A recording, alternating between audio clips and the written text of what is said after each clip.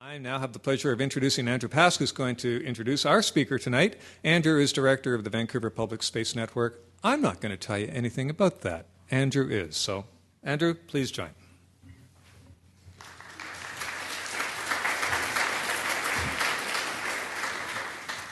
Thank you, Gord. Thank you very much. And again, on behalf of SFU's City program, TransLink, and the City of Vancouver, and my organization, the Vancouver Public Space Network, a warm welcome to everyone. We're very, very glad that you could make it this evening. So glad, in fact, because not only do we have the fall weather to contend with, or the fallish weather, but we also have the Olympics. We're in the midst of the euphoria, or the hand-wringing. It's sometimes hard to tell them apart. And ironically, so much of the Olympics is about getting from point A to point B, from the starting line to finish line, in as few seconds as possible. Tonight, however, we're going to talk about a much more human, more everyday form of mobility. And for that, we are very delighted to have Mr. Gil Peñalosa present. I'm going to tell you about Mr. Peñalosa in a moment. I'm also going to try very, very briefly to set the stage for Mr. Peñalosa's presentation by telling you a little bit about the context of cycling and walking and public transit in Vancouver, some of the current goings-on, and some of the bigger picture. I'm going to talk about some of our hopes for this evening because we want to get from words to action. And I'm also going to try and do this as far as the saying goes, with a few words from our sponsors as well. I'm going to do a bit of an Olympic challenge myself and try to represent the City of Vancouver and TransLink in the opening remarks, because we all had things that we wanted to say, but we decided maybe one person should say them, not three. Before anything else, though, I'd like to take a moment just to acknowledge the unceded Squamish territory on which we're meeting this evening. Okay, so we're here this evening. We're here because we are interested, presumably, in cycling and biking, in sustainability and healthy living, and in the public realm. And there's an awful lot to talk about in terms of Vancouver's healthy lifestyle. It's true. Compared to many cities in Canada, we have a lot of good things going on. Some of it, of course, involves Lululemon and the fashionability of the city's outdoor-friendly lifestyle, which everyone talks about. But much of it actually involves the everyday activities of those who live and move around in the city.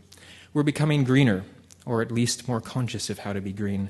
And this manifests itself in everything from dietary choices to concerns about plastic bottles and plastic bags to the way that we move around. There are good things happening.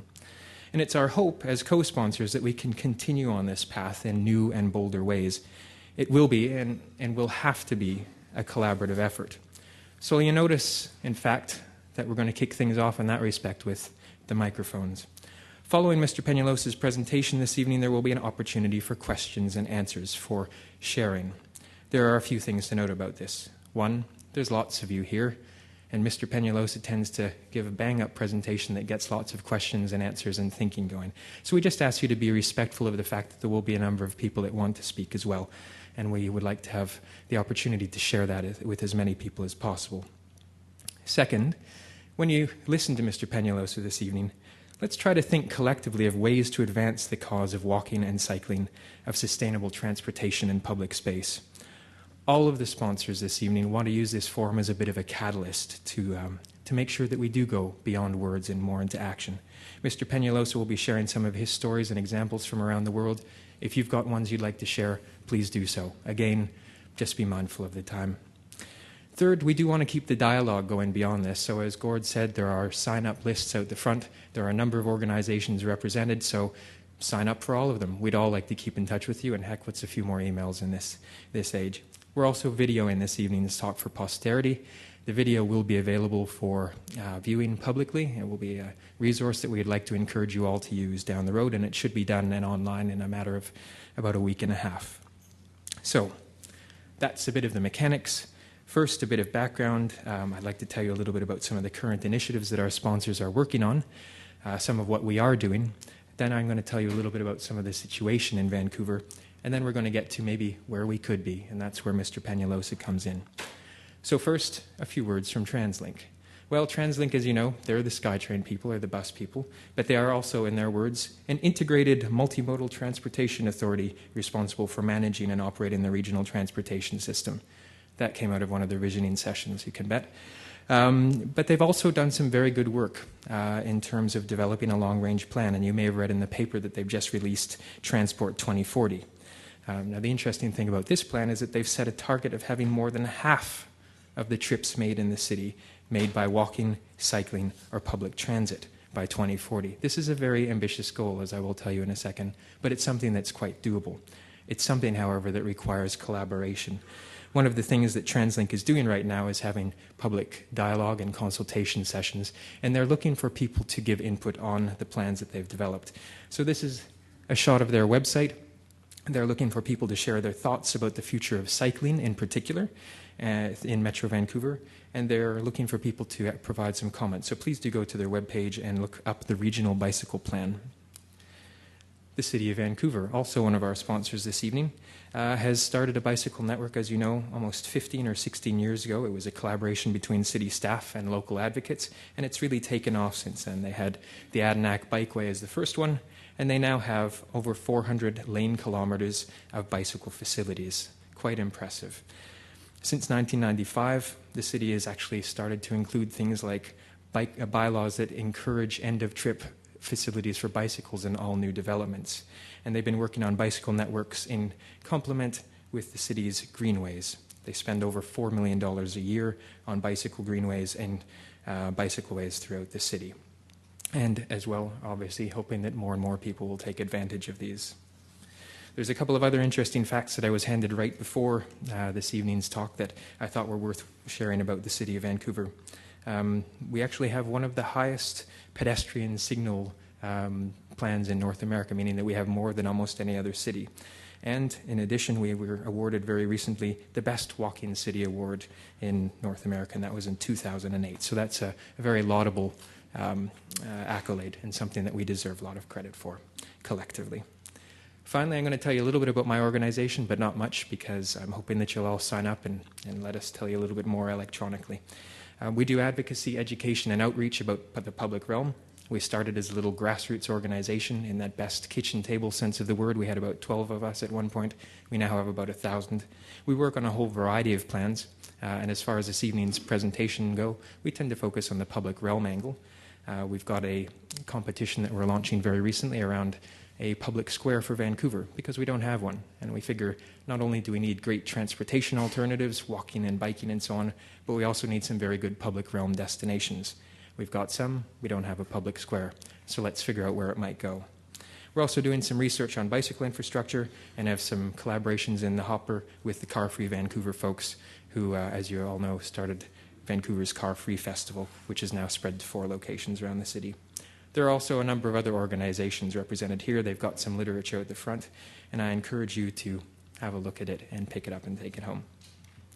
So that's the marketing spiel, and this, I hope, doesn't sound too laudatory unnecessarily. There's all sorts of good things in the work, but there's also a reality to the cycling situation and the biking and public transit situation in Vancouver. First, what do the numbers say? Well, one, there's actually not enough numbers. We don't do a good enough job of collecting data on how it is that we move around the city, and that needs to change. Statistics Canada has come up with some of the best and most useful, and I just thought I'd share a couple of charts here so that you can see how the city and region stack up with their transportation. As you can see, regionally, Metro Vancouver has about a 67.3% rate of folks that like to drive to work. Vancouver is a little bit less. And indeed, in all of the 3 sustainable transport options, public transit, walking, and cycling, the city seems to be doing fairly good overall. If you look at it over time, there's an even more encouraging sign. Whereas in the region, the rate of driving seems to be holding still. In Vancouver, it's actually going down. The rate of public transit usage is pretty good, and it's increased by 6% since the last census. The percentage of walking has gone up, as has cycling. So these are all very, very good signs. If you look at it regionally, though, it's very interesting. One of the things that's kind of neat about this is that if you look at the Census Canada census tract level stuff, you can begin to see how this actually works on the city level. This is the map for public transit and how people get to work. And I should qualify this by saying that these figures from StatsCan are strictly how people commute to work. They're one of the few types of measures that the census does for this.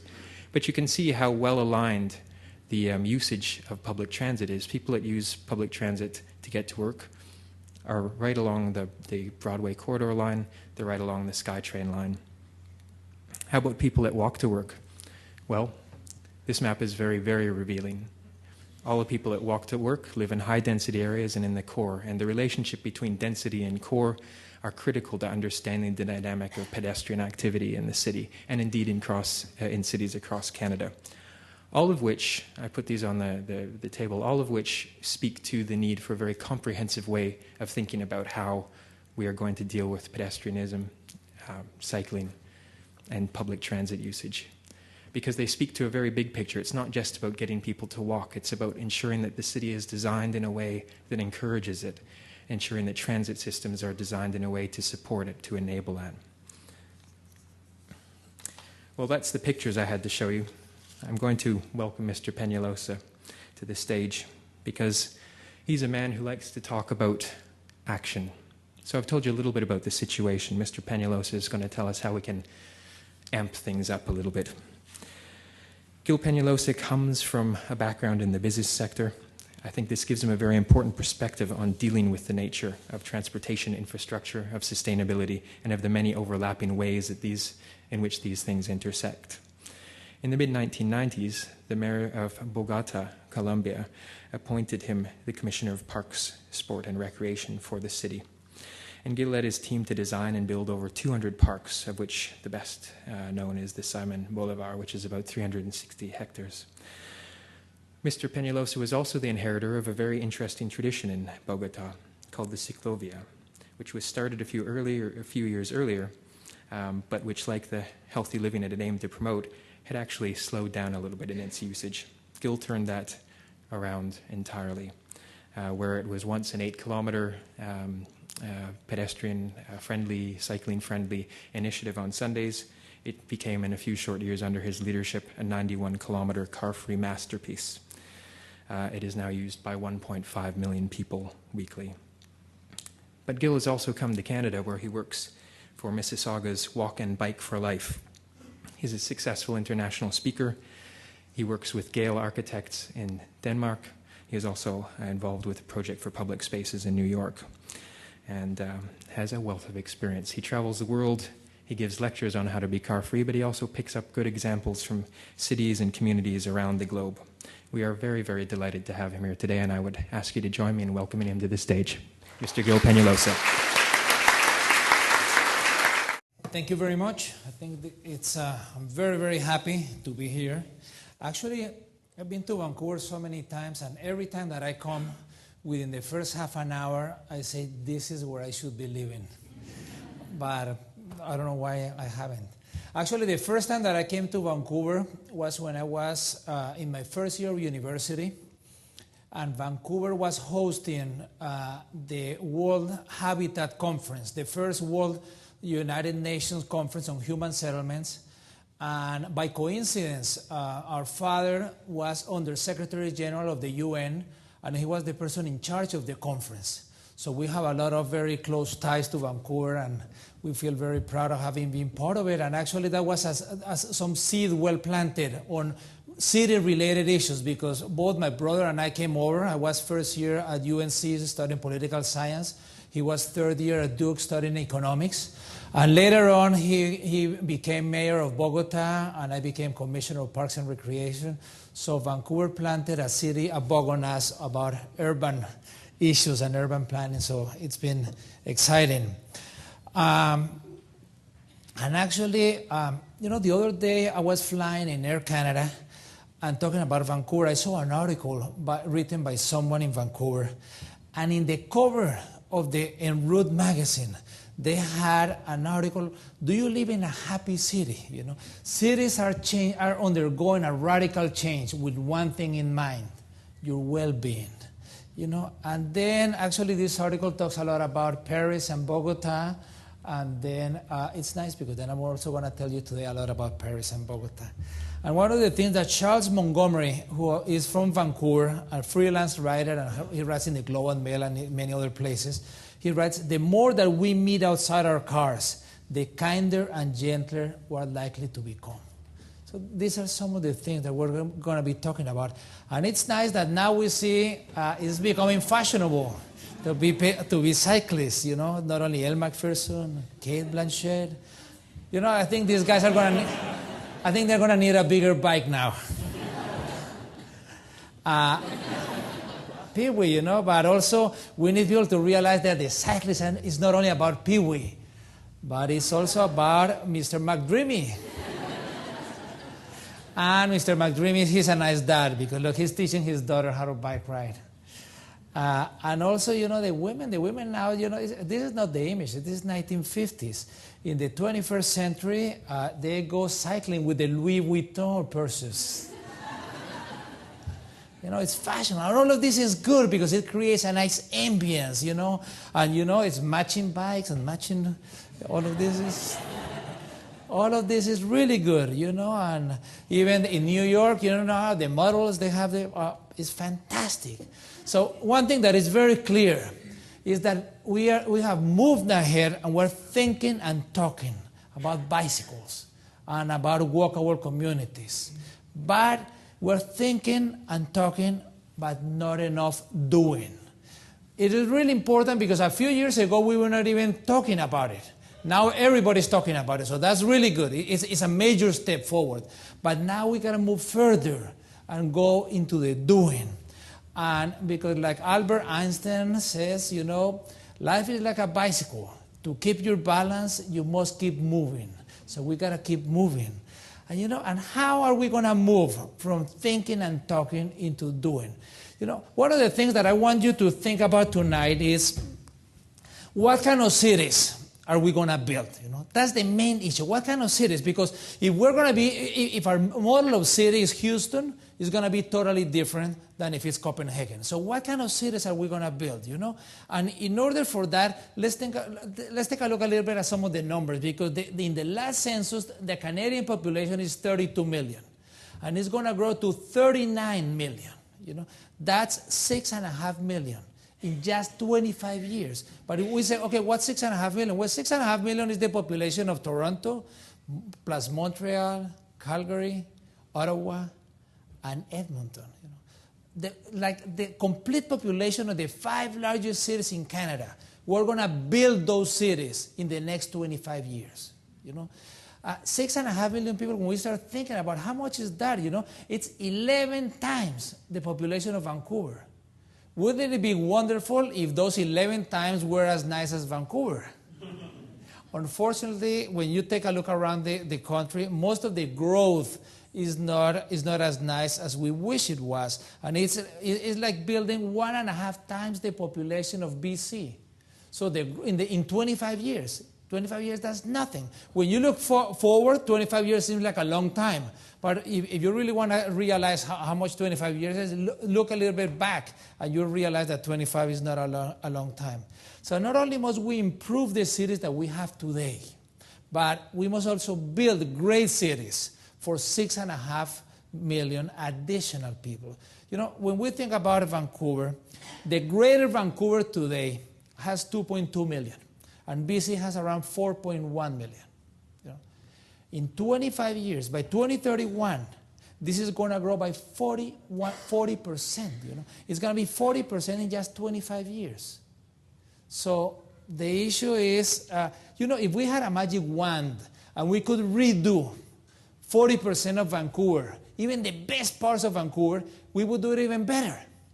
Well, that's the opportunity that we have over the next 25 years. We're going to be building cities in the greater Vancouver for over 1 million people in the next 25 years. So how are we going to do it? You know, this presents a wonderful and unique challenge, but it also presents a fantastic opportunity because never before, and probably never after, are we going to build so many cities for so many people in such a short period of time. So what kind of cities are we going to build? So the question that I want you to think tonight is, how do we want to live? How do we want to live? Because at the end of the day, a city is only a means to a way of life. If we find that our model city is Houston, it's going to be totally different than if our model city is Copenhagen. So how do we want to live? Do we want our kids to walk to school? Do we want people to be able to walk through their daily uses, to their services, to the grocery store, to the drugstore, to the movies, to visit friends, or do we want people to drive everywhere? So how do we want to live? Once we decide how do we want to live, then everything else starts falling into place. Because when you define your city around cars, all you get is more cars. And then you got to invite your friends to help you cross the street. You know, there are many cities that are growing with roads that are 60 meters wide, and the population is getting older, and it's harder to cross. So this is becoming a reality. So I saw this cartoon that I thought it's interesting. It's the only overpass we've ever built that actually reduces traffic. You build more highways, you get more cars, and so on. But when you define your city around people, you get more people, and healthier and happier people. And you also get healthier communities and better quality of life. And better quality of life for all. And at the end of the day, people start saying, oh, Gil, you know, but haven't you realized that now there are economic problems? How can we even talk about quality of life? You know, the economy is not doing very well, so we got to focus on the economy, not on quality of life. Well, you know, the reality is that quality of life is the most important factor in the 21st century of economic competitiveness, you know. In the 21st century, you know, in the 19th century, what was created wealth and power in the cities was land. And then actually you could take over the next door neighbor and whatever. But in the 20th century, it was capital. So the cities were subsidizing companies to move one place or another. But in the 21st century, it's people, you know, in an ever more globalized world, the best people, whether they're the best engineers or the best artists or the best carpenters or the best medical doctors, they can live anywhere in the world. So why would they live in Vancouver and not in Copenhagen or New York or Paris or whatever?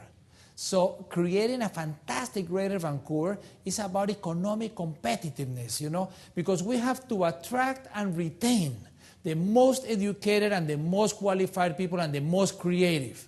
You know, some cities are attracting through high salaries, and then people go and work 2 or 3 years and then they leave.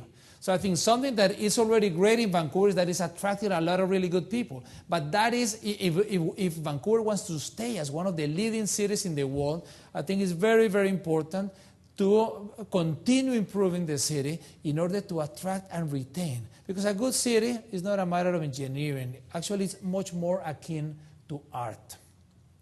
So I want to thank the Canadian Urban Transit Association, CURA, as well as the Simon Fraser University, the City Program. And Gord, thank you very much for the kind words. The Vancouver Public Space Network, TransLink, and the City of Vancouver for the possibility. And actually, as you can see, I changed a little bit the title because here they said Lessons from Bogota and Beyond. And I thought that it was a little bit pushy to come to Vancouver giving lessons from Bogota. So I'm going to share experiences because Vancouver, actually, wherever I go around the world, I always have Vancouver as one of the cities that people should try to aspire to be.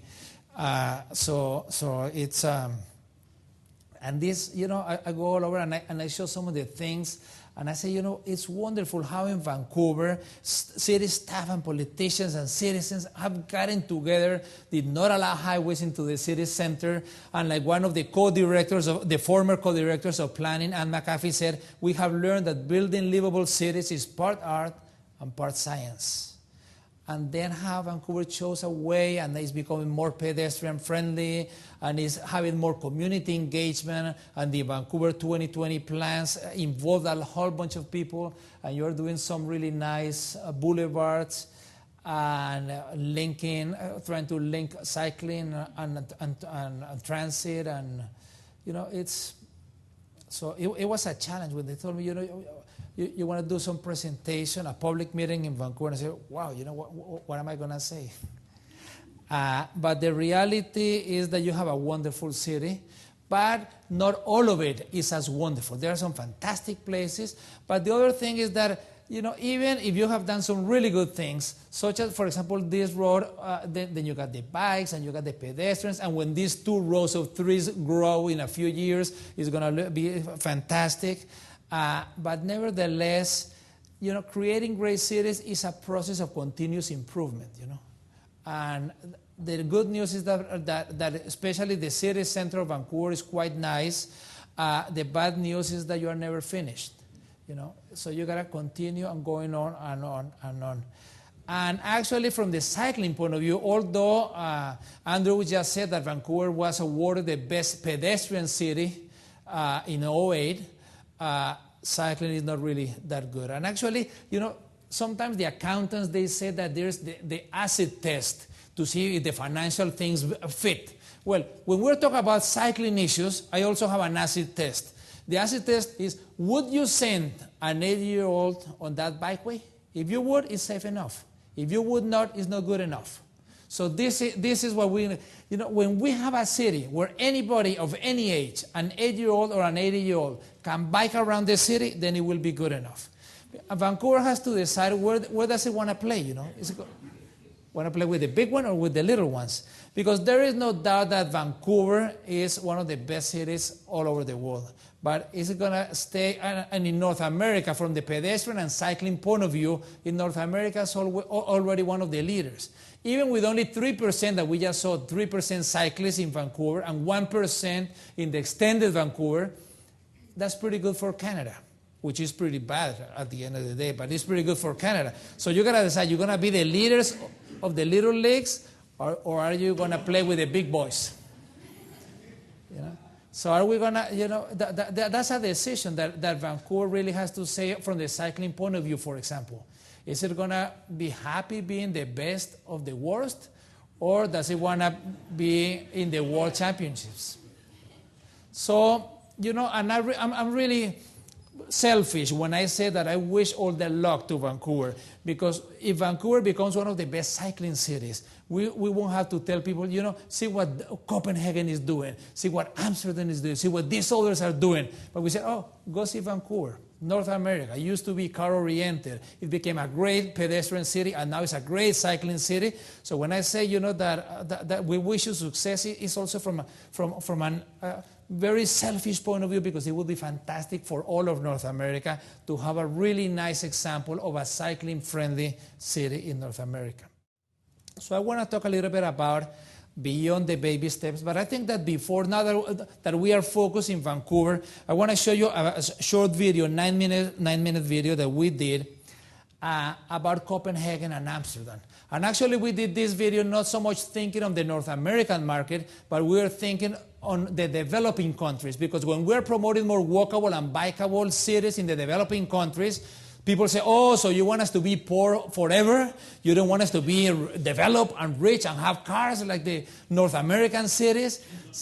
So we had to go and say and do a short video, and we've taken it to hundreds and hundreds of schools to show the kids that some of the best cities in the world actually are the cities that are most walkable and most bikeable. So this is a 9-minute video, and when you take a look at it, try to see, what could Vancouver learn from this? What could be done to improve not only bikeability, but in many other ways, public spaces?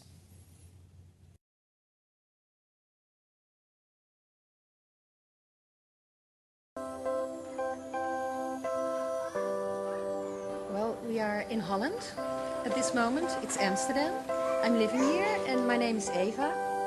And this street is very special because there are no cars allowed, and so the children can play here very easily, playing on the streets with their bikes, with the balls, all around. It's very lovely.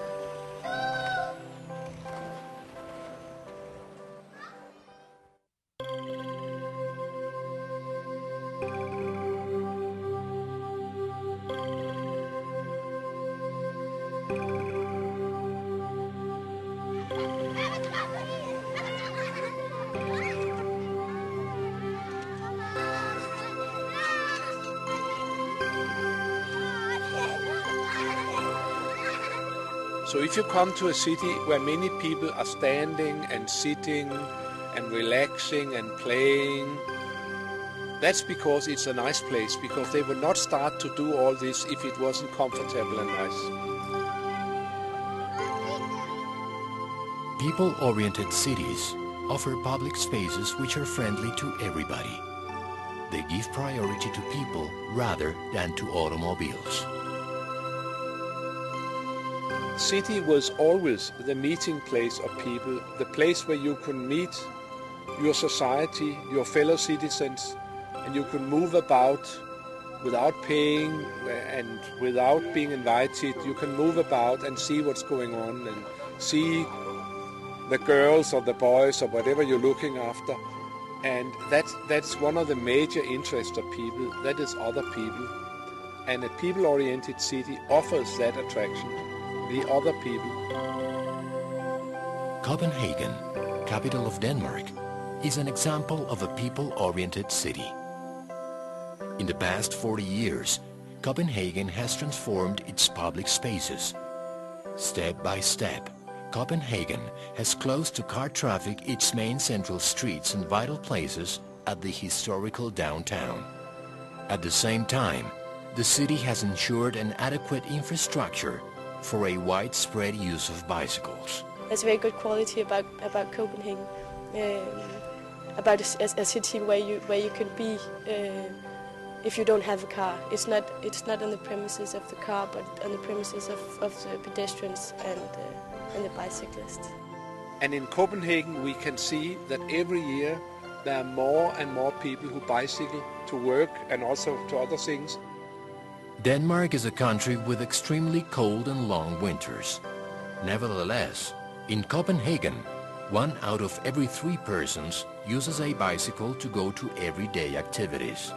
Normally when I get up and I have to go to work or to school, I take my bike and drive to school on my bike. Because that's the easiest way, the cheapest way and the fastest way. Because the infrastructure is in Copenhagen made for bicycles and have been made that way. I've been that way for many years. And now we have a citywide system, so it's a transport system. It goes from one door to the other throughout the city. You can really bike. In a country where the average wealth per person is higher than in the United States, many citizens have chosen a bicycle as a means of transportation because they live better that way.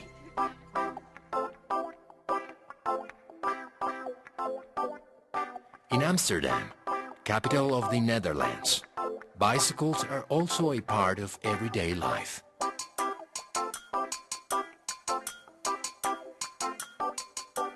During the 70s, authorities in Amsterdam and many other cities in the Netherlands decided to solve the problem of traffic congestion by fostering the use of bicycles. Nowadays, the Netherlands is the country with the largest concentration of bicycles in the world. In the Netherlands, a bicycle is a must. It is a transportation system and a way of living. But what you can do in the Netherlands is cycle around, walk around, ride around, train around, and see the variety of situations. And be surprised by the variety of people who are cycling. Young, old, everybody does it.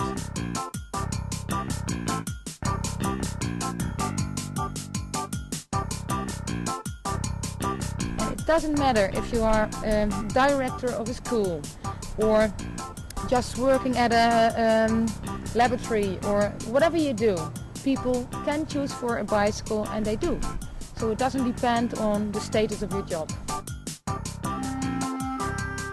So we are a motorized country, we are a modern country, but we do use the bike.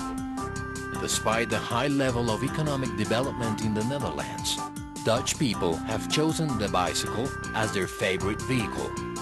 I live here in the neighborhood, so it's 5 minutes by bike and then I'm in the center, so I never use my car here in the city. A bicycle is the ideal vehicle to move within the city. Over a flat terrain, an average person rides 7 kilometers in half an hour.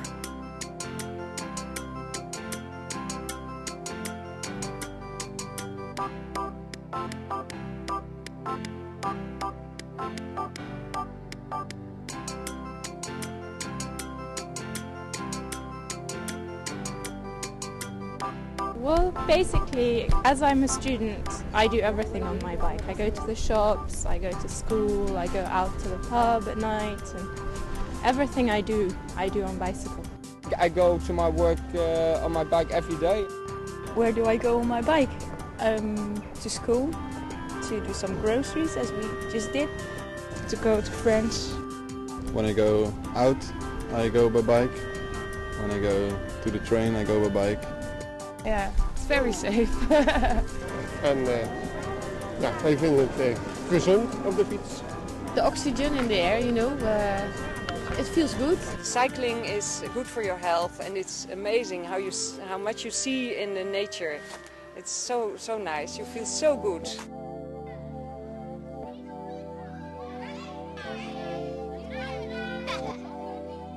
At early age, kids are taught at school the basic safety skills to deal with different traffic situations while cycling. In 3 weeks we learn the kids how to react in traffic, how to behave, how to keep distance, and how to do the traffic, how to read the traffic signs. And that's what you see here.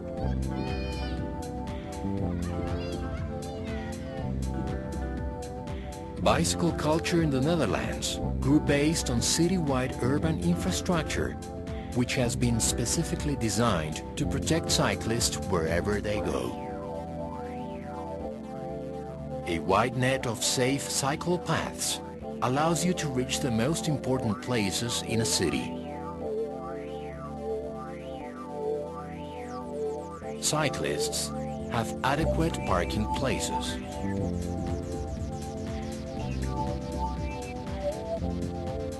Bicycles are given special priority at the crossing points of cycle paths and roads.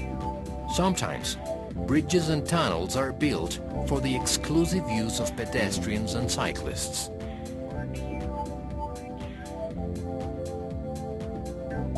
Additionally, different measures are taken to reduce the speed of car traffic and discourage car use. The dominancy of the car has been taken away in the last 20-30 years by bringing the speed down, so no dangerous situation, easy crossings, rising the parking taxes, a variety of measures, so that no car dominance. The car is not the champion, the car is just one of them, and it gives simply a better feeling for everybody. Examples as Houten show that it's an integrated way of planning public space in relation to cycle networks. In Houten's everyday life, you can experience the environment and mobility of a city specifically designed for bicycles. What they did in Houten is take the car out, so there is no through traffic through the center areas and the residential areas. You can go everywhere by car. Each house, each building can be reached by car, but you have to go around. It's never direct. But the pedestrians and the cyclists, they can go direct. A bicycle, adequately integrated to urban planning as a transportation system, offers many benefits to a city. It's cheap, efficient, uses little space, makes no noise, and it doesn't pollute.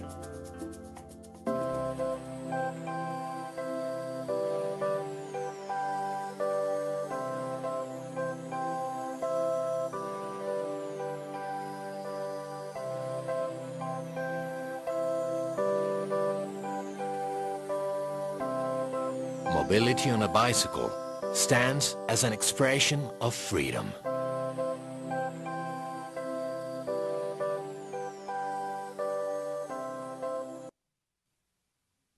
Okay. So I think that there are a lot of nice images of things that we could do. I mean, one of the things that is interesting is that everything that we're going to talk about is nothing of this is rocket science. You know, people go, oh yeah, that's right. Well, it might be rocket science is to actually do it. But, you know, nothing that we're going to see people can have an excuse that they don't have the money or that, no. All of this is totally doable. And basically I want to talk a little bit about why we are facing a perfect storm, but how can we transform a perfect storm into a perfect opportunity and go beyond the baby steps. So we just did the introduction. I want to talk why a perfect storm, why a perfect opportunity, and what beyond baby steps looks like, and then how to move from talking to doing. And then we're going to have plenty of time for questions and comments afterwards. So why is it a perfect storm? You know, one of the things that with Walk and Bike for Life, which is a not-profit based in Canada, we've been reaching is, you know, we've been thinking, you know, if 20 years ago we would have thought, what were the ideal conditions to promote more walkable and bikeable communities? Everything is taking place now, you know. Then we say, but why is it that things are not happening? And sometimes we meet with people, especially bicycle enthusiasts or pedestrians, and we just, amongst each other, we just say, oh, you know, the politicians are so dumb that they just don't get it. And then I say, no, maybe we are the ones that are dumb. Because if it's so obvious, if it's so clear that things should move that way, maybe we have not done a good enough job at selling the idea, you know. And one of the things is that sometimes we just say, we got to have better cycling infrastructure. Why? Oh, because it's obvious. No. So we got to come with different arguments. And we came up with the acronym EARTH. And we say, you know, walking and cycling and parks and trails improve the earth, the environment, the economic activity, recreation, transportation, and public health. And I'm going to go briefly on each one of these because I think that we're going to have different arguments for different people. Sometimes we meet a counselor, and that counselor couldn't really care much about transportation, but is really focused on public health. So we got to have the arguments why walking and cycling is good for public health. And maybe someone else doesn't care as much about public health, but it's about economic development. And someone else is about recreation. And so we got to have different arguments for different people because these activities are good for many activities. So we have to improve at the way that we promote these activities. Because, you know, if we are not able to sell and to promote and to develop better communities, with all of this taking place, then we will become a failure, you know. And it's so it's a perfect opportunity. And when I say baby steps, it's because many times I go all over North America, and I find that people have been promoting a bike lane. And then after years of promoting a bike, finally they get their bike lane on an arterial. And then they were having 100 cyclists, and now they go to 150, when they thought they were going to get 1,000. You know, and then they're happy because they got that bike. When there should not have been a bike lane on an arterial, there should have been a separate facility.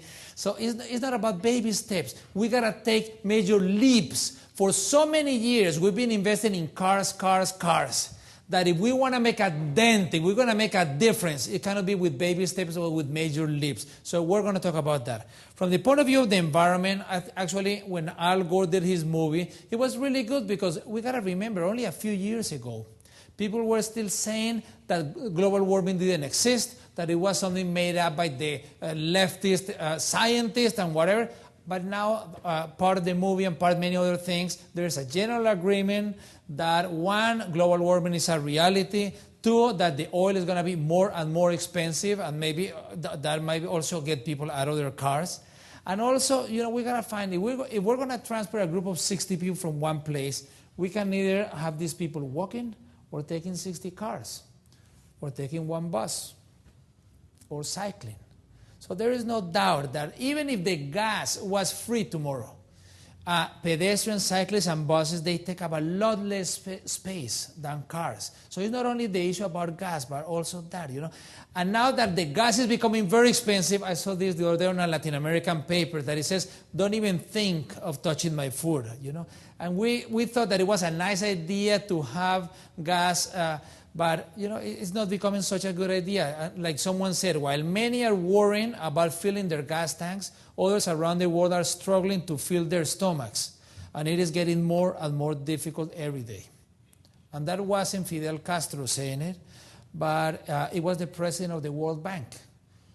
So this is something that is really dramatic all across. You know, this doesn't have any political parties. And walking and cycling and the environment is making a major impact on how do we recycle tires, how do we recycle cars, and what are we going to do with all of this. And like the energy used in private cars, if we take a look at here some of the cities, And the energy is used in private cars. Here's Atlanta at the bottom. And then we take a look at walking and cycling, the daily trips. But you don't have to remember the previous chart because now we got it. So there is a very clear link how some of these things are matching, you know. The other day, you know, I was in front of a Tim Hortons, 23 degrees, blue sky, whatever, and everybody going through the drive-thrus, you know. So why is it that we have all of these bylaws, anti-idling, and then you have a bylaw anti-idling, but at the same time people wait in line for 20 minutes to get a coffee? It's, you know, and then in the earth, the second was, the A was activity, economic activity, you know. For example, because some of these things, we got to show why walking and cycling is so good for economic activity. The other day was in Minneapolis, and I saw they have a fantastic trail system connecting the chain of lakes and the city center. And I asked someone, I said, okay, how much do these trails make for the city? And they said, oh, no, they don't make any money. Because, you know, we don't charge anybody for using them. So I said, okay, you know, how many people uses the trails? And they said about 14.5 million people came last year.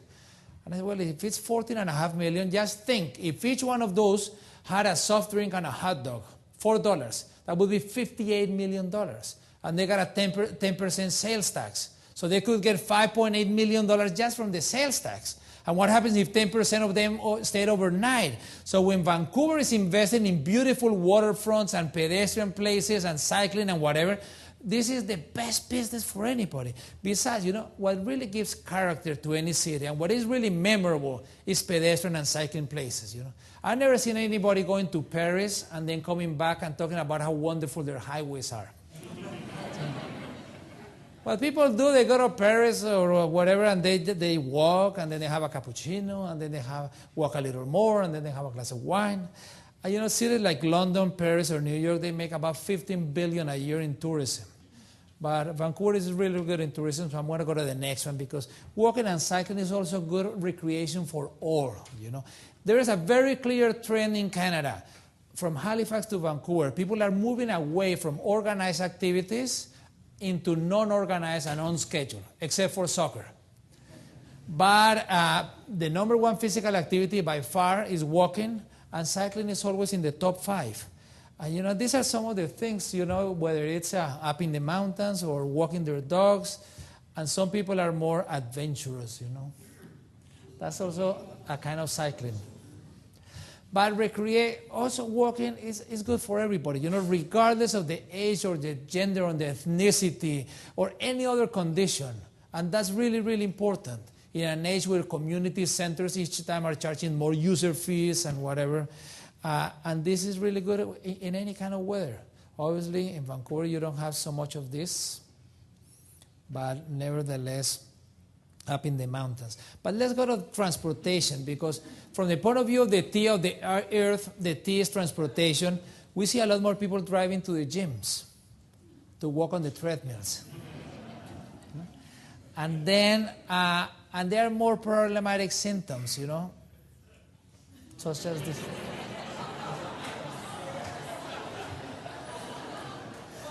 Can you imagine people going 24-hour fitness? Those are the kind of things, you know. And we got to remember that walking is a mode of transportation. Well, and this is very, very important. And I really like, and I use as an example that in Vancouver's transportation master plan, the number one objective is pedestrians first. And it would be great if every city, not only Vancouver, but in the greater Vancouver and all of BC, every city had pedestrian as pedestrian number one. Because also sometimes you go to places and people say, in some of the neighborhoods of the extended Vancouver, people say, oh, don't even talk about walking or cycling because here everybody drives. No, not everybody drives, you know. This is almost like a human right, you know. Even in the wealthiest and most sprawled neighborhoods, at least a third of the people do not drive, you know. Everyone under 17, about 30% of the over 60, and 50% of the 18 through 60. So when we are saying that we want safe pedestrian and cycling facilities, it cannot be an afterthought. And if the place is not as sprawled as wealthy, but is less sprawled, more dense, and not as wealthy, then it's not a third, but it might be half, or 60, or 70, or 80%. So having proper pedestrian and cycling facilities is really almost an issue of human rights. And also walking and cycling is the best link to any transit system. And this is something that we gotta work. This is a municipality in Ontario where they are promoting that people should be using transit. But how are people, do you really think that people are gonna get out of their cars and take the bus when when those are the bus stops? This is a school in that same municipality. They got 1,500 students in this secondary school, and this is the bus stop for 1,500 students. It doesn't make a lot of sense. So then the other day I showed them this bus shelter. So they said, Gil, why bother even showing us this? I said, because maybe that's what the bus stop would look like if the decision makers use the bus service. And we really got to get the decision makers using it. But this is really some of the best links, and we're going to show some examples in a little while. And also we got to develop complete streets. Complete streets are those that are designed, built, maintained, and operated, thinking of pedestrians, cyclists, transit, and motor vehicles, in that order. Let me give you a few examples. This is in Washington State. This is obviously a street that was built incomplete. And then afterwards, they got to complete it. But it's much more expensive to complete it afterwards. Look at this. They got money for the road, but they forget about the sidewalk. So this has got to be about all users. When we're thinking that we're going to build communities for over 1 million additional people in the greater Vancouver in the next 25 years, these are the kind of things that we got to think. Look, there's a bus stop here. So this is before and after. Those are the kind of things, that we really have to improve, and it doesn't cost a lot of money. This is Palo Alto, California. Look, there's a high school here, and when they build the road, 3 lanes each way, there's not a crosswalk. There is no facilities for bikes, for pedestrians, signage. The pedestrians and the cyclists become like an afterthought. When to do it right from the beginning, the cost would have been just marginal. So those are the kind of things. And this is health. So is this what our future looks like, What about our personal and public, the quality of life? So these are some of the arguments that we got to come. This is the earth, and then the H is public health. Because, the reality is that the lack of physical activity has many, many, many problems. Many problems. And then I'm working with the World Health Organization in the Caribbean, because one of the things that we find, you see the Caribbean women, how the rates of obesity are increasing so much. But so is Canada is increasing, the US is increasing. And then a major reason is because people are not physically active. And the easiest way to be physically active is to be able to walk and bike as a normal part of everyday life. Look at these obesity trends in the US. In 1985, all of this, we got on 95, and now we got states that are over 15%. 2000, over 20%. 2005, some states over 30%. And we say, oh, okay, that's the US. Okay, but look at Canada. In 80, we're not as bad as the US, but nevertheless, the trend is very clear where we're going. This is 1985, where not one of the provinces had more than the second bracket of the 10%. And this is 1990, 94, 98, 2000, 2002. So things are getting worse, very clearly.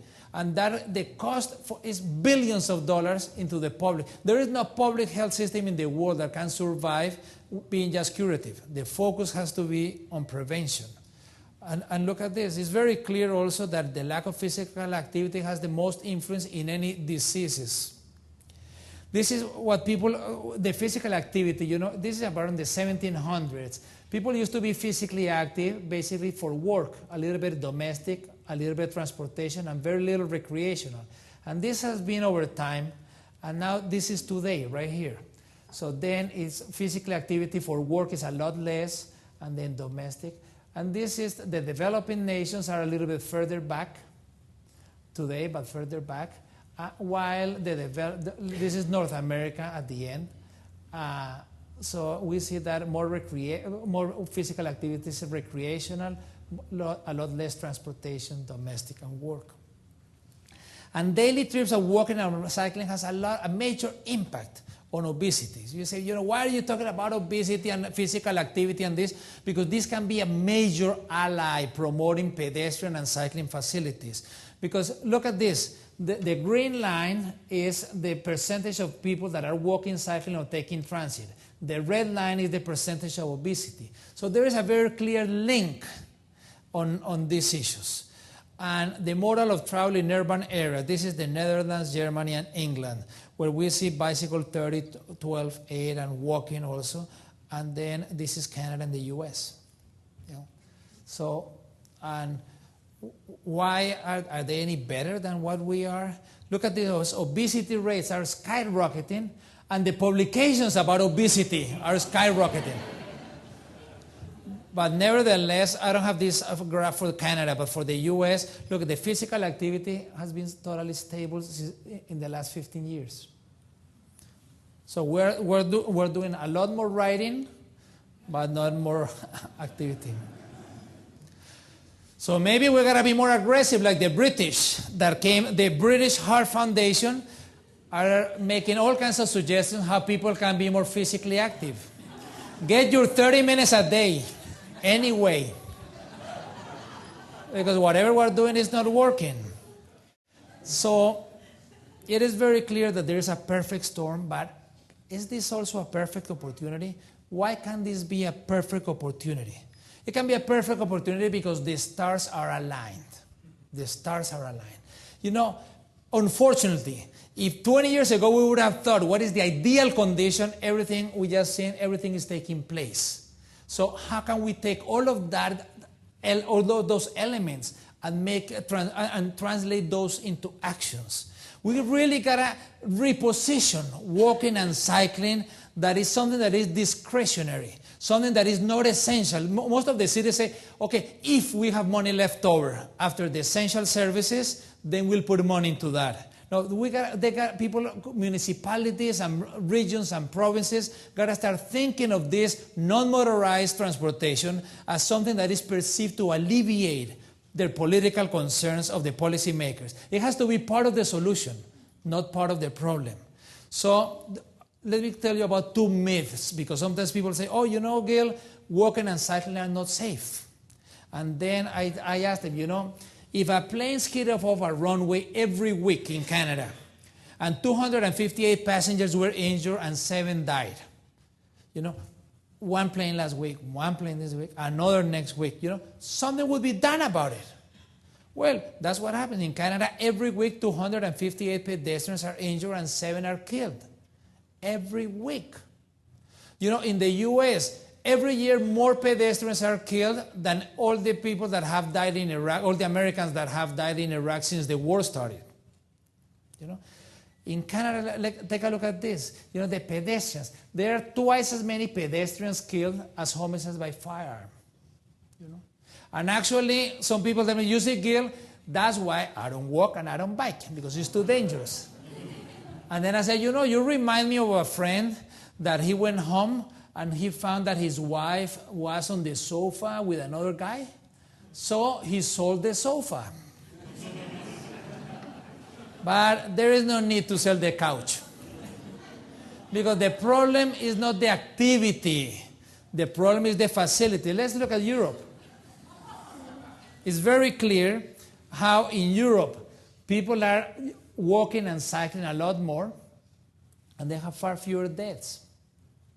And if we include both walking and cycling, the other one was about, then the trend is the same, of far fewer deaths. So the issue is, how are we going to get proper facilities? And there is also a myth that car-friendly cities will not change. But the reality, let's look at Portland. Portland has many similarities to Vancouver. This was 1990. The black lines were the bike paths, and these were the mode split. All of a sudden, they made a major campaign, bicycles everywhere, and they created a whole bunch of bikeways, and look how it increased in just 10 years. Boulder, Colorado. Boulder, they did the same thing. And look, it went from 1 in 10 people biking to work to more than 1 in 5, more than double. In Berlin, they built 860 kilometers of separate bike paths. separate so that the cars have their own area, the cyclists, the pedestrians, and they went from less than 1% to over 10%. But then let's make also from the point of view of a really nice opportunity, we got to involve public health. You know, one of the things that I find that is taking place all across North America, both the US and Canada, is that some of the best partners to promote walkable and cyclable communities is public health. Because then when you walk in with public health, you are talking about life and death. Some people listen. So bring always the medical officer with you. And it makes a lot of sense, you know, and actually making walkable and bikeable communities is very interesting because, you know, for many, many years, people thought that they had to do a lot of exercise. But then someone did a study and realized this is the levels of physical activity, that just by increasing a little bit the physical activity, the benefits were tremendous. And then all of a sudden, people thought it was just one crazy study. But there have been now a bunch of studies that have shown that with a little bit of physical activity, all of a sudden, the level of fitness, you know, it doesn't have to be really high. The major improvements are with the first initial activity. Look, these are the health benefits, and this is the level of physical activity. So when someone that is totally inactive becomes a little bit active, all of a sudden the health benefits are amazing. You know, you don't really have to become a marathon runner, you know. And actually 3 years ago I was in Vancouver running the Vancouver Marathon. I hadn't seen this graph, otherwise I would have run the 10K and not the 42K. I thought I had to do the whole thing too. So it's very interesting because very recently everybody was saying no pain, no gain. But now it is 30 minutes of moderate physical activity a day brings all the health benefits. So this has a major impact, whether people are going to walk to buy the milk or the eggs or walk to school or walk to work. And then also from the point of view of transportation. In transportation, we got to also have some principles, some clarity on some principles. One is that pedestrians first. Bicyclists second, transit third, and then cars. Because from the point of view, who's the most vulnerable people when you are in transportation? The most vulnerable are the pedestrians. You know, thank God you don't have a lot of snow, but where I live in Toronto, whenever there is snow, this should be the priority.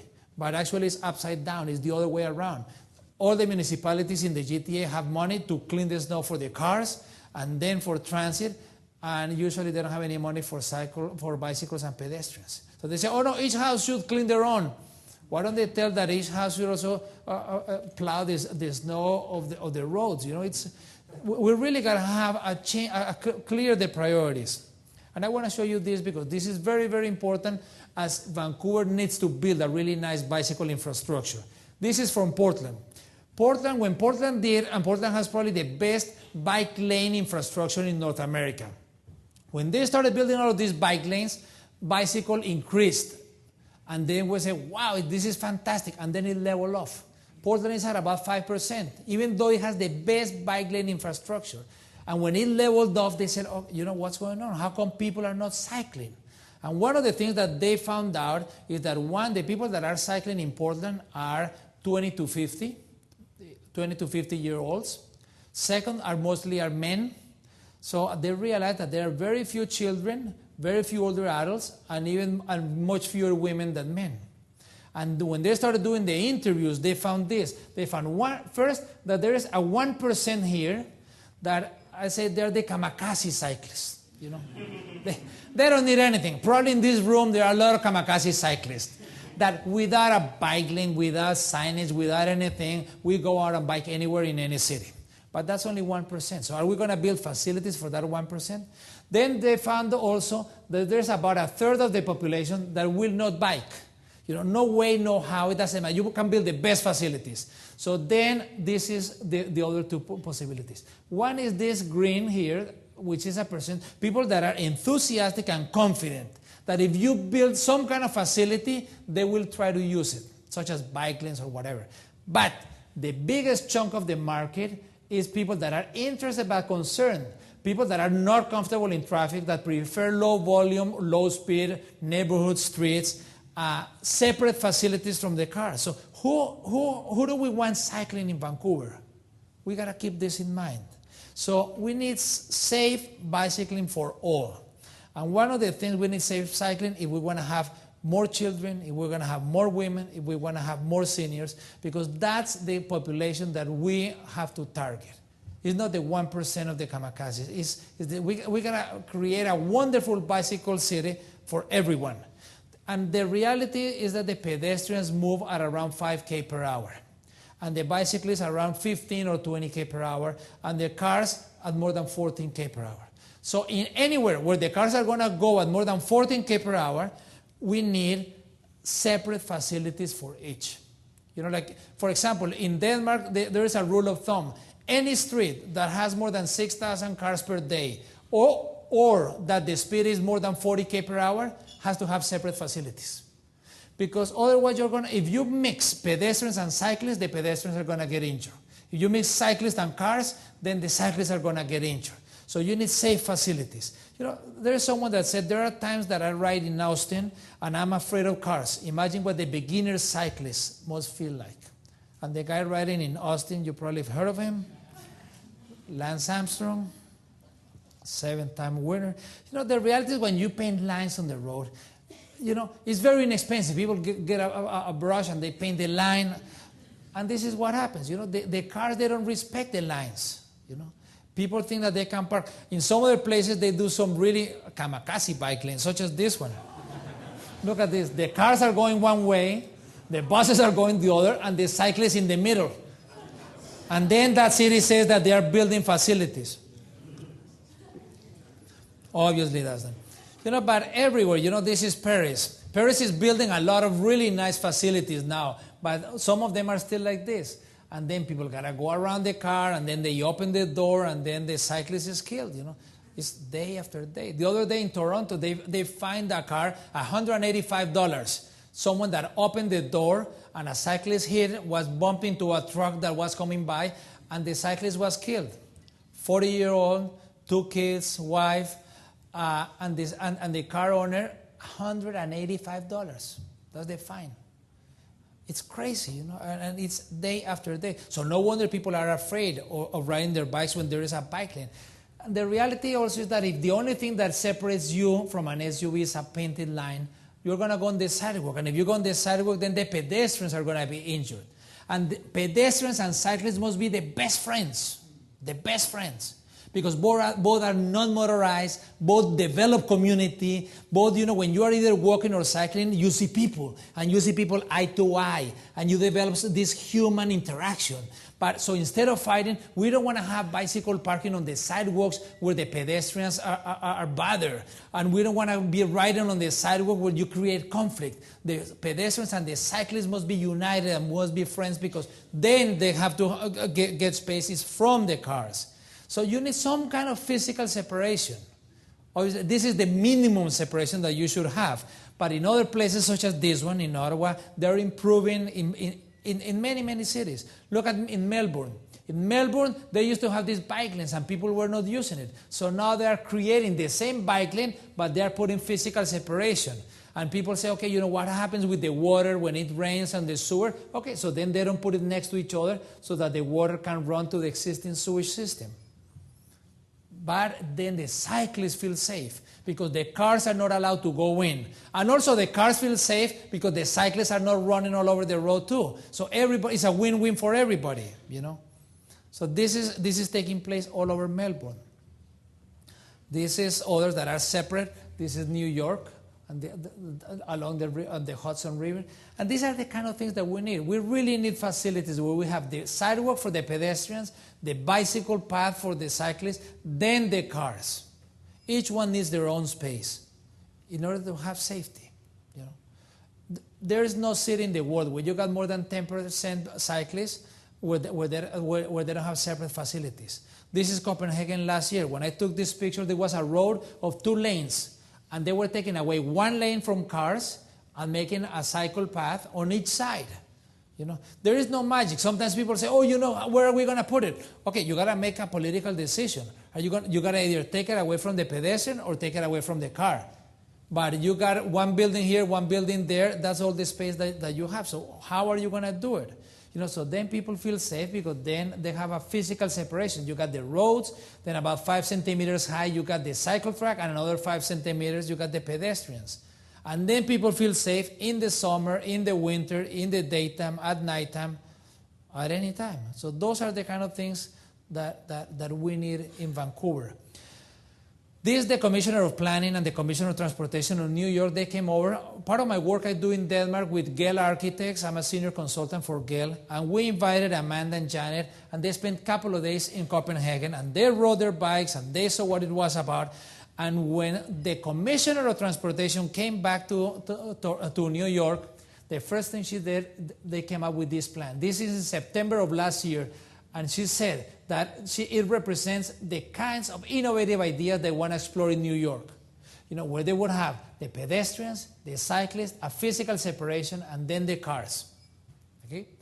But this is talking and doing. 30 days later, she had 9th Avenue. 9th Avenue in New York, she had transformed into this, where some of the side streets of low traffic, low speeds were like this, but 9th Avenue, they created not only this is the typical bike lane, but they created a buffer zone, and they put these bollards. So that eventually they're building concrete and putting plants and whatever. But in 30 days, you cannot put the concrete and things. But you got to start. You got to do it. And 9th Avenue was full of cars. Don't think that it was because the 9th Avenue was empty, so they didn't know what to do, so they brought it. No, it was full of cars. And look at that. This is something else that they're starting to do in New York. In some of the areas where there are a lot of tourists, the tourists are window shopping, so they walk very slow. So they're creating this kind of highways for the pedestrians. So if you want to walk slow, you walk here. If you want to walk fast, you walk here. So then there are no fight between the slow and the fast walkers. Look at this, what I was showing you. You see, then first they started putting the bollards. Now they're putting plants. So the bikes in one, the pedestrians on the other. These are the kind, and this is happening this week in New York. I took these photos last week. Broadway Avenue. If anybody has been to all of you that have been to New York, you have seen that Broadway is packed with cars. But nevertheless, what Janet is doing, the commissioner, it takes a lot of guts. This is led by the Commissioner of Transportation of the city. And she's building these bikeways, and then she's created a major buffer zone. Look, this is how it was. This is some of the roads that they had not done yet. They're probably doing it this week or the next week. But this is what it looked like. Look at that. And then the cars, you see this bike lane? This is crazy. The taxis go in, the cars go in, everybody. And then obviously it's not safe. So when it's not safe, and then a lot of people are dead. And when people are killed in New York, they paint a white bicycle. And I think that the best recognition for these cyclists that have been killed is to do safe facilities. This is on Broadway. And look what they're doing on Broadway. Isn't this fantastic?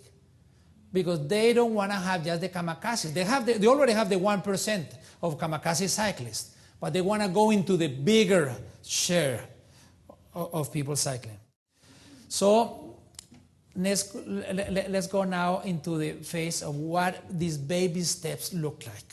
Because we got to go beyond the baby steps. One of the things I want to talk about is the ciclovia.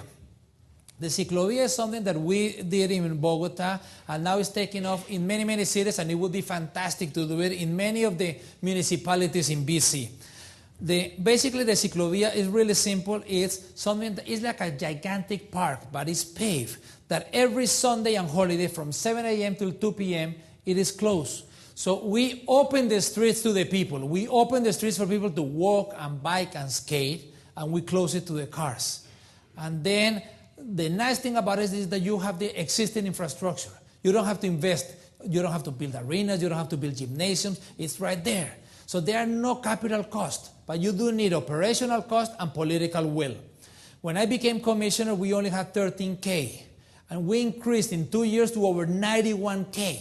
But what is really more important than that is that we not only increased to 91K, but we increased from around 100,000 people per Sunday to over 1.5 million. And now every Sunday of the year and every holiday, you got over 1.5 million people in a city of about 7 million. But since we knew that not everybody wanted to walk or bike or skate, then along the route we set up aerobics places, and then we also really, really nice. Look at all of these parks. We started with one. You know, when you do things in the public spaces, start with one or two on a trial basis. You got to treat these activities as a kite. You put out a kite. If it takes off, and then you give it more string, and then the kite flies longer. If it doesn't, okay, you bring it up and you put another kite. But the aerobics took off. We started with one station. Now we got like 11. And actually, one day a year, we put everybody in a gigantic park, and we beat the world record, the Guinness World Record. The night before, we had Gloria Stefan doing a concert, and we rented the stage and the sound for the Saturday night concert and for the Sunday aerobics. Can you imagine how fantastic? 53,000 people doing aerobics at the same time with like 25 instructors. It was wonderful. And then this also helped because in Bogota, one day a year we celebrate the car-free day in February, and there are no cars allowed. A city of 7 million people, and there are no cars. This is something that would be fantastic for any municipality anywhere in the world, because more than anything, it's an educational process. You know, even 2 or 3 weeks before the day, even the people that hate it, they start talking about it. You know, they say, that car-free day is coming up. What are you going to do? Are you going to go to work, or are you not going to go to work? Are you going to take your kids to school, or are they not going to go to school? So you get into people's homes, you get into people's offices, you get into and everybody starts talking about the role of the car and the pedestrian and the city and how the cities are built. And like in the elementary schools, the kids do drawing. What does a city look like without cars? In the high schools or universities, they do research papers. So more than anything, it's a fantastic educational tool. And actually the first year, a lot of the car owners, very powerful, they complained a lot. So then there was a referendum, and the referendum was approved by overwhelming majority that people wanted to have one day a year a car-free day. So now if any mayor wants to take it away, they got to do it by referendum, because whatever is approved by referendum can only be taken off by referendum. But I would strongly recommend that car-free day is not just a few streets in the city, but maybe to promote it as a citywide car-free day. Brussels does it one day a year on a Sunday. This in Bogota is on a Thursday. But in any case, even if it's on a Sunday, it's a good process. One of the very interesting things is that the low-income citizens were so amazed to see that car owners could be made to leave their cars and use public transport or walk or bike. And actually talking about car-free Sundays in Guadalajara, we set up in Guadalajara. You know, when I went to Guadalajara to advise the mayor, the biggest recreational activity in Guadalajara was a half marathon. 3,000 people, one Sunday a year.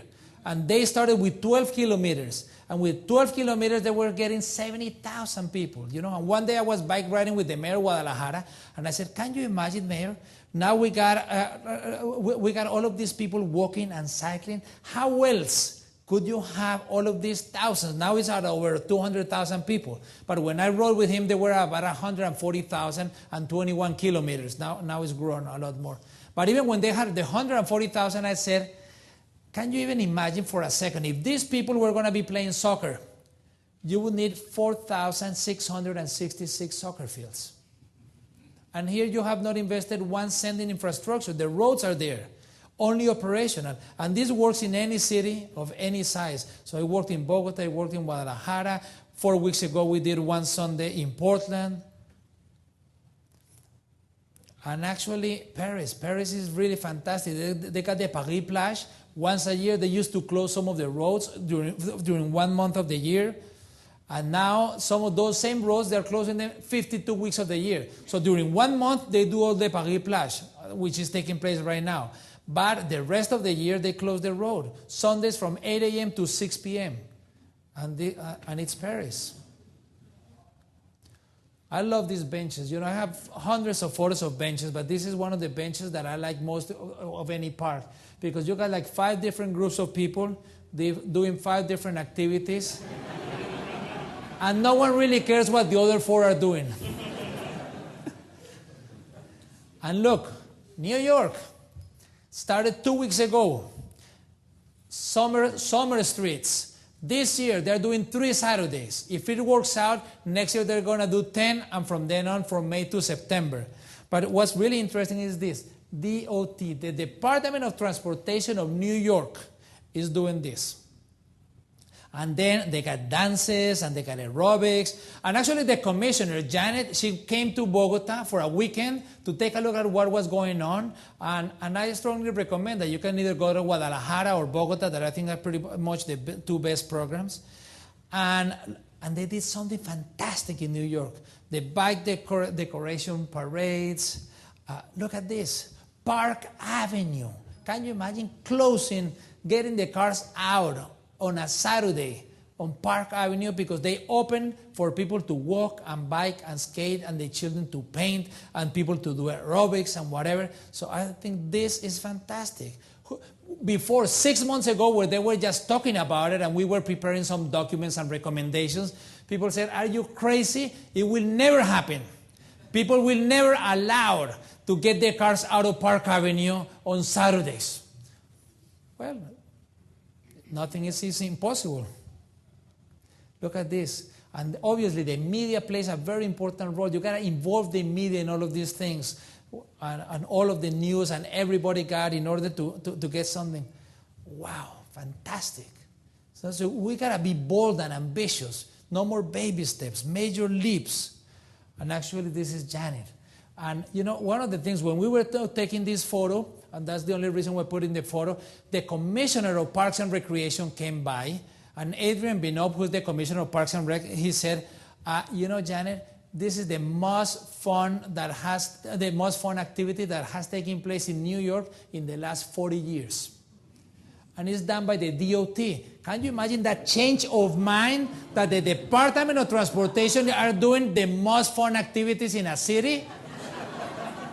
And it's great. That's the opportunity that transportation has. Transportation cannot be just an area. No one ever said that transportation was about moving cars from point A to point B. It's about moving people. It's about human. It's about creating cities. And about creating cities, let's move into built environment, because people say so sometimes walkable communities is about sidewalks. No, it's much more than sidewalks. And we can do a lot of things, even from small corners. I work with PPS in New York Project for Public Spaces. We did this in New Haven, Connecticut. In New Haven, Connecticut, they had this street corner that was one of the worst corners, very dangerous. When people were walking by or cycling, they wanted to go by as fast as possible. No one wanted to spend one more second that they needed to. It was dangerous, it was terrible, it was dirty. So then we got involved the community. And we did a meeting with the community, like with a blank piece of paper, and said, okay, what would you like to do? We don't have any designs, we don't have any ideas. What do you want? And then when you ask the community start providing fantastic ideas. So then someone said, oh, you know, all of this car parking, why don't we eliminate the first 3 car parking? Not all of it. After the 3rd spot, they can keep parking, but the first 3. And then someone else said, yeah, well, we could widen the sidewalk. And then someone else said, yeah, well, we could put a bench. And then another one said we could put a lamppost. And then someone said we could ask the private people to improve the facades or whatever. And all of a sudden, it went from that to this. You know? Fantastic. These are the kind of things that we got to work in the public space, which is why I'm so happy that the Vancouver Public Space Group is one of the sponsors of this, because can you imagine, this street corner became from one of the worst in New Haven to one of the best in New Haven. And if you don't have one street corner, but all of the zone is 5 or 10 or 20 street corners, then you got a fantastic place. But you have to decide, you know. Remember that this 40% growth of BC in the next 25 years, are we going to be doing streets for cars or streets for people? Because we can do either one. But if you live in this neighborhood, this is almost like raping the neighborhood right through. We don't care who lives around. This is really taking into consideration the neighborhood. So these are the kind of things. You know, it's not rocket science, but you know, 70% of the public space in LA is dedicated to car mobility. And I know I did an MBA at UCLA, and I saw those highways how from 6 lanes they became 8, and they were full. Then they became 10. They got full. They became 12, 14. Finally, now they're starting to put public transit. But nevertheless, in Paris, only 20% of public space is dedicated to car mobility. You know, and which city would you rather live? So you gotta also visualize changes. When you're gonna tell people we're gonna change something, it's really good to do drawings and to do options and to try to visualize so that people understand the entrance to a village, how it can be different. And tell people, would you rather live in a place where this was the main street, that you got parking on both sides, or would you rather have this? Parking only on one side, traffic calming, whatever. So these are the kind of things that can happen and create great city. This is in New York City, So visualize and do activities. And then now I want to talk a little bit about Bogota, because one thing in the program it said Bogota, so I got to talk about Bogota. But I'm going to talk about Bogota not so much because I was commissioner of Parks and Recreation or because one of my brothers was the former mayor, but because Bogota has 1/10 the per capita income that Canada has. So every time that you go to any elected officials or senior people in the local governments, they always say, oh, we don't have any money. So I want to show some of the things that we did with 1/10 the per capita income. I think Bogota, in many ways, so this morning CBC was asking me about lessons from Bogota to Vancouver. No, they are really in two different categories. I mean, Vancouver is one of the best cities in the world. But in Bogota was almost hopeless. Someone came up to me a little bit before and said, oh, I'm from Bogota. 15 years ago in Bogota, nobody even wanted to admit that they were from Bogota. No one. People said, oh, no, where are you from? Oh, no, I'm from Medellin, or I'm from Barranquilla, I'm from another city. And then they say, oh, but you don't talk like someone from Barranquilla. I said, oh, no, it's because I was born in Bogota, but I am from Barranquilla. So your parents are from Barranquilla? No, my grandparents are. And things have changed so much that now the guy that comes from Barranquilla to Bogota, 1 year later says, oh, I'm from Bogota. It changed. Now it's hopeful. People realize that the future is in their hands.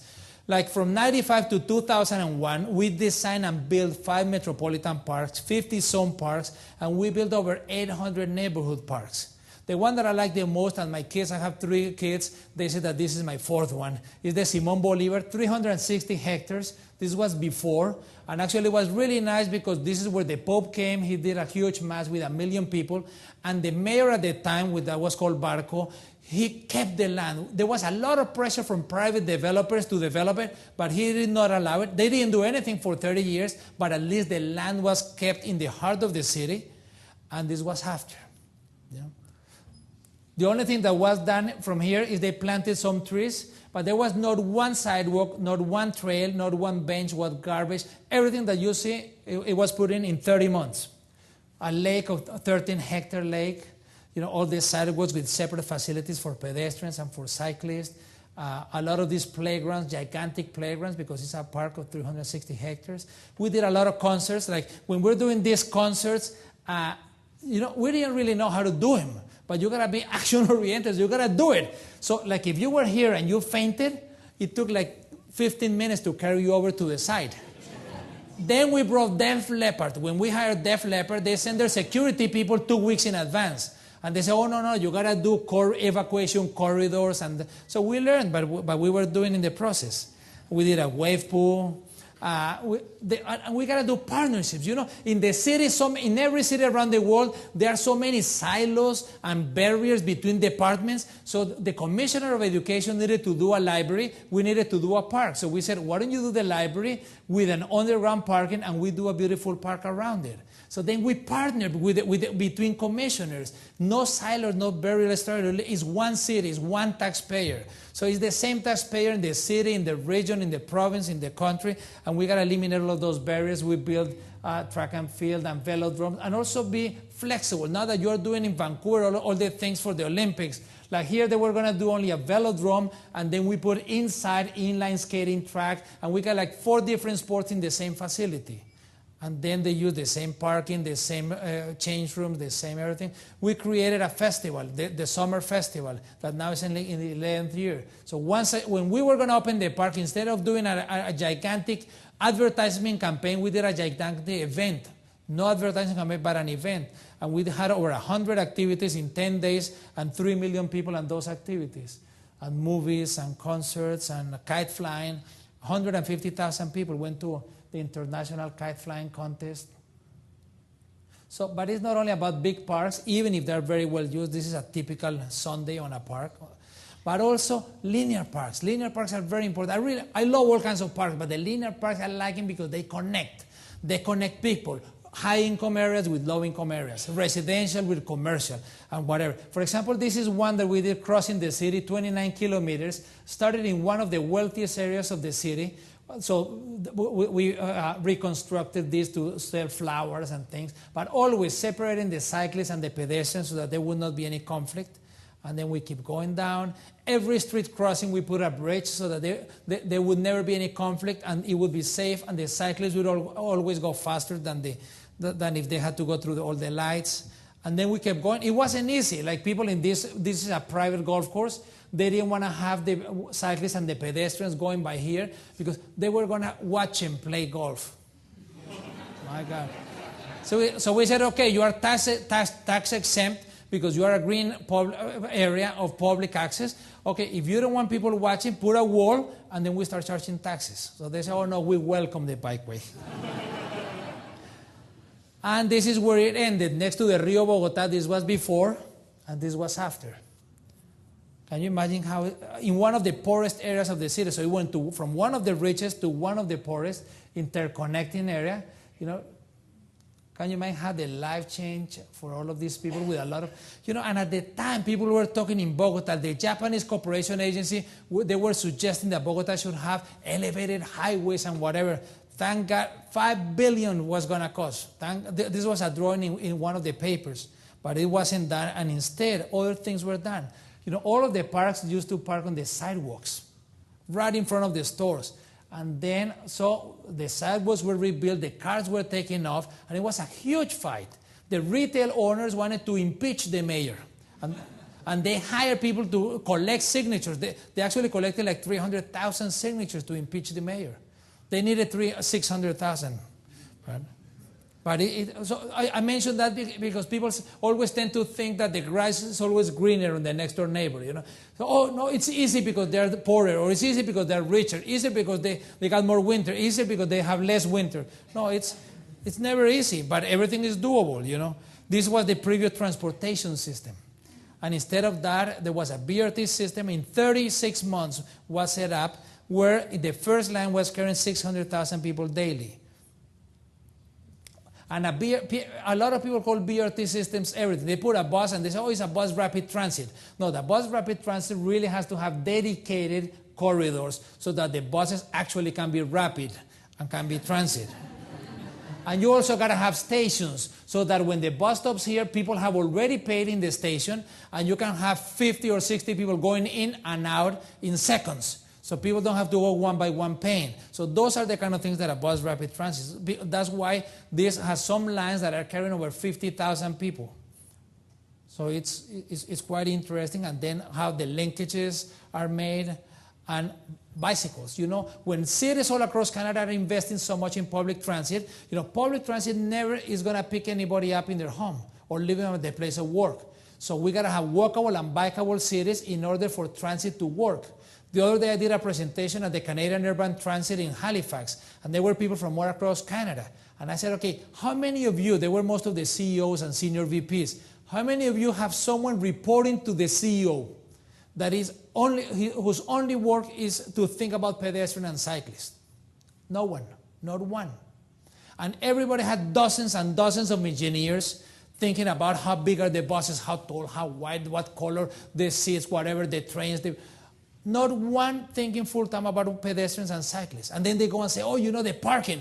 Like in Toronto, the GO stations, all of the GO stations, that is the train that takes people from the suburbs into the city, all of the parking lots are full.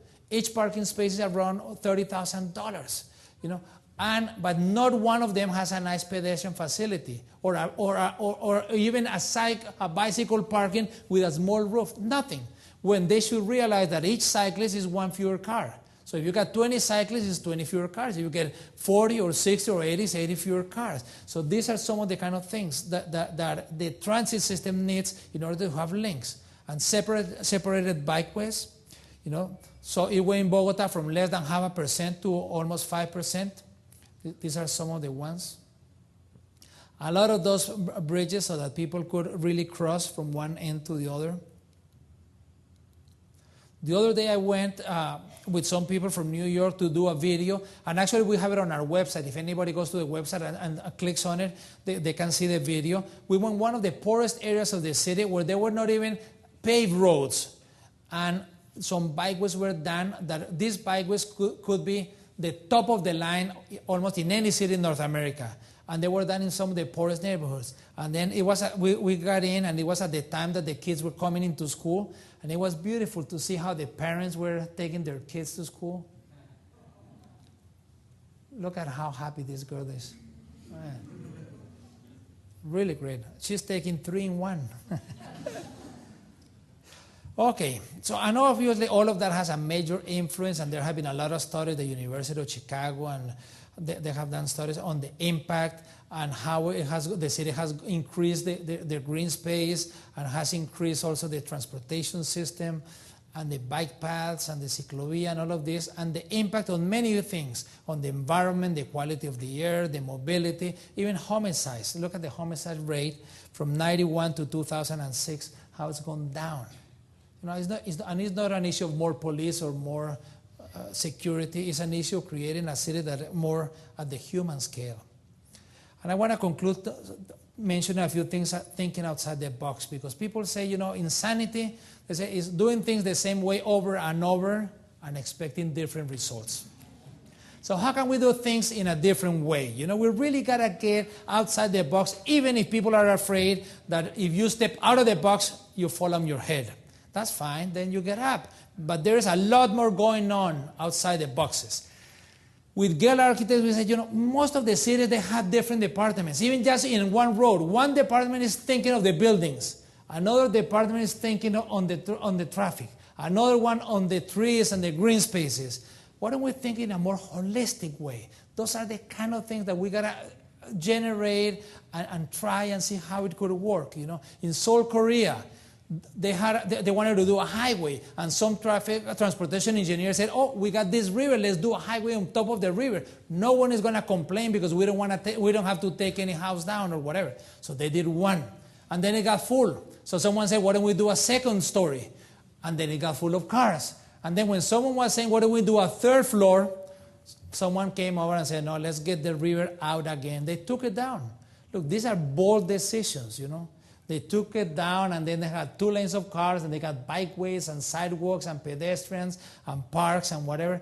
The traffic congestion in London, you know, a bold decision in 2003, and they did it, and it was a success.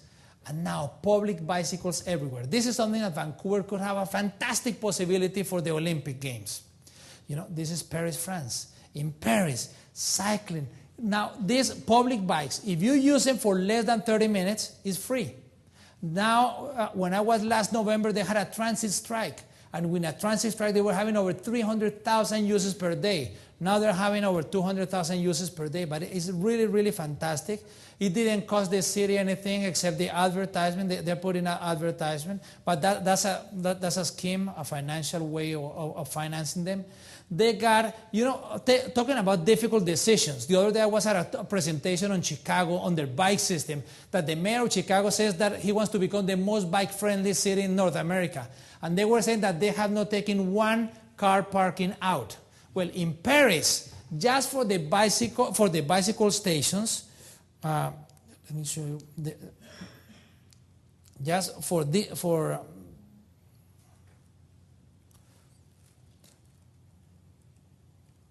these stations, there are 1,451 stations. They took out 7,000 car parking, on top of all the car parking that are taken to create the bikeways, because they haven't completed their bike network.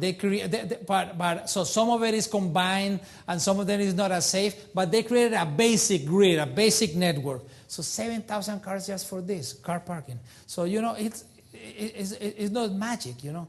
This is, let me show you something very interesting. This avenue used to be 8 lanes. It's the Boulevard Montparnasse. 8 lanes, full of cars. And the car wanted to make it 12. And the mayor said, you know, instead of 12, I'm going to make it 4. And in the 4, what am I going to do with the other 4? I'm going to make really wide sidewalks, a bikeway physically separated from the cars, and in the middle, he put in this light rail, which has grass on top, so whenever there is not a train going by, it has the look and feel of a park. But this is, from 8 lanes. This was 3 years ago.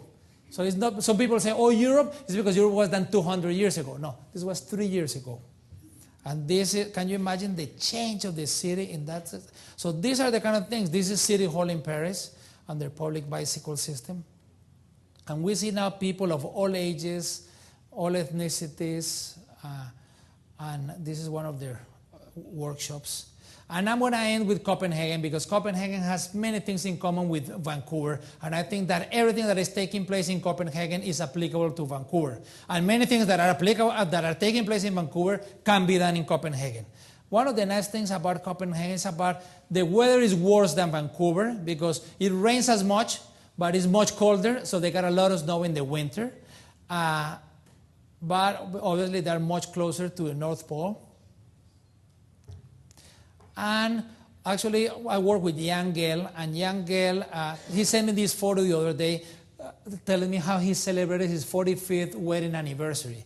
We went on a bike ride with his wife, and he said, a city is nice when you can go, 2 people that together they have 136 years, and they can go for 21K around the city without ever having any contact with the cars. And then he sent me the photo of his mom and his mother-in-law, one age 85, the other one age 92. And they used their bike as their mode of transportation. Whenever they started, they closed some roads. We were talking about some public spaces in Vancouver, plazas and squares. When in Copenhagen, they were going to close some of these roads and make pedestrian streets. 30 years ago, people were very upset. People, the retail, they said, "Oh, we're going to go broke. Here we have too many cars. That's not part of our culture." They said, "Oh, to be on the public space, that's for the Italians." The Italians are loud and noisy, but we are Danish and we are very serious and we don't like to go out. Well, now the Danish are more Italians than the Italians. Look at the pedestrian. Once they did, and actually the retail, the most expensive retail in Copenhagen is the one on the pedestrian streets. And once one of the pedestrian streets worked, 10 years later they did another, and then another, and then another. And now they got a whole network of pedestrian streets. Look, this is what we need in Vancouver. We need people cycling, little girls, their mothers, older people, men, women, everything. Cycling has doubled in Copenhagen in the last 15 years. So when people tell you, "Oh no, it's always been like this," look, these are the numbers, 1970, 75. Look, in 2000, more people are coming into the city center in bikes than in other modes. 36%, the modal split in Copenhagen is 36% cycling, 70% pedestrians, 23% cars, 33% transit.